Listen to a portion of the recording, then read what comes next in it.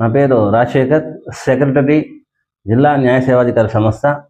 మేము రేపు అంటే హైకోర్టు మరియు ఆంధ్రప్రదేశ్ రాష్ట్ర న్యాయ సేవాధికారి సంస్థ ఉత్తర్వుల మేరకు అనంతపురం డిఎల్ఎస్ఏ మా జిల్లా జడ్జి గారైన భీమారావు గారి సాధ్యంలో అంటే డిఎల్ఎస్ఏకి సంబంధించినటువంటి ఫ్రంట్ ఆఫీస్ కోఆర్డినేటరు మరియు రికార్డ్ అసిస్టెంట్ పర్మనెంట్ పోస్టులకు అని చెప్పి మేము పీవీకేకే ఇంజనీరింగ్ కాలేజీలో ఆవరణలో ఉన్నటువంటి శ్రీ బాలాజీ పీజీ కాలేజీలో ఈ 2 పరీక్షలకు సంబంధించి ఆఫ్లైన్ ఎగ్జామ్ అంటే ఓఎంఆర్ షీట్ ద్వారా ఎగ్జామ్స్ నిర్వహించున్నాము. దీనికి సంబంధించి ఫ్రంట్ ఆఫీస్ కోఆర్డినేటర్ ఎగ్జాము 12:30 నుంచి 12:30 నుంచి 2 గంటల వరకు, అదేవిధంగా రికార్డ్ అసిస్టెంట్ ఉద్యోగానికి సంబంధించిన పరీక్ష మధ్యాహ్నం 3:30 నుంచి సాయంత్రం 5 గంటల వరకు జరుగుతుంది.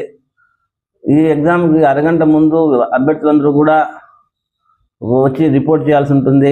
హాల్ టికెట్స్ ఆల్రెడీ అందరికీ జారీ చేసి ఉన్నాము. ఎవరికైనా హాల్ టికెట్స్ కూడా లేని పక్షంలో ఆల్రెడీ మేము ఇష్యూ చేశాము. దానిలో ఏదైనా లోపాలు ఉన్నప్పటికీ కూడా వాళ్ళ యొక్క ఆధార్ కార్డుని కానీ లేక ఇతర ఐడెంటిటీ కార్డుని తీసుకొస్తే అక్కడే రెక్టిఫై చేసి వాళ్ళని కూడా ఎగ్జామ్కి అనుమతిస్తామని చెప్పి తెలియజేసుకుంటున్నాను.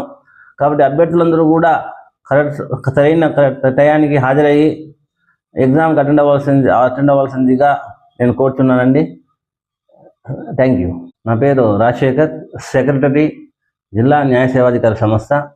మేము రేపు అంటే హైకోర్టు మరియు ఆంధ్రప్రదేశ్ రాష్ట్ర న్యాయ సేవాధికారి సంస్థ ఉత్తర్వుల మేరకు అనంతపురం డిఎల్ఎస్ఏ మా జిల్లా జడ్జి గారైన భీమారావు గారి సాధ్యంలో అంటే డిఎల్ఎస్ఏకి సంబంధించినటువంటి ఫ్రంట్ ఆఫీస్ కోఆర్డినేటరు మరియు రికార్డ్ అసిస్టెంట్ పర్మనెంట్ పోస్టులకు అని చెప్పి మేము పీవీకేకే ఇంజనీరింగ్ కాలేజీలో ఆవరణలో ఉన్నటువంటి శ్రీ బాలాజీ పీజీ కాలేజీలో ఈ 2 పరీక్షలకు సంబంధించి ఆఫ్లైన్ ఎగ్జామ్ అంటే ఓఎంఆర్ షీట్ ద్వారా ఎగ్జామ్స్ నిర్వహించున్నాము. దీనికి సంబంధించి ఫ్రంట్ ఆఫీస్ కోఆర్డినేటర్ ఎగ్జాము 12:30 నుంచి 12:30 నుంచి 2 గంటల వరకు, అదేవిధంగా రికార్డ్ అసిస్టెంట్ ఉద్యోగానికి సంబంధించిన పరీక్ష మధ్యాహ్నం 3:30 నుంచి సాయంత్రం 5 గంటల వరకు జరుగుతుంది.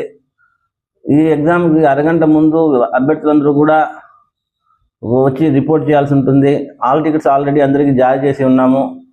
ఎవరికైనా హాల్ టికెట్స్ కూడా లేని పక్షంలో ఆల్రెడీ మేము ఇష్యూ చేశాము. దానిలో ఏదైనా లోపాలు ఉన్నప్పటికీ కూడా వాళ్ళ యొక్క ఆధార్ కార్డుని కానీ లేక ఇతర ఐడెంటిటీ కార్డుని తీసుకొస్తే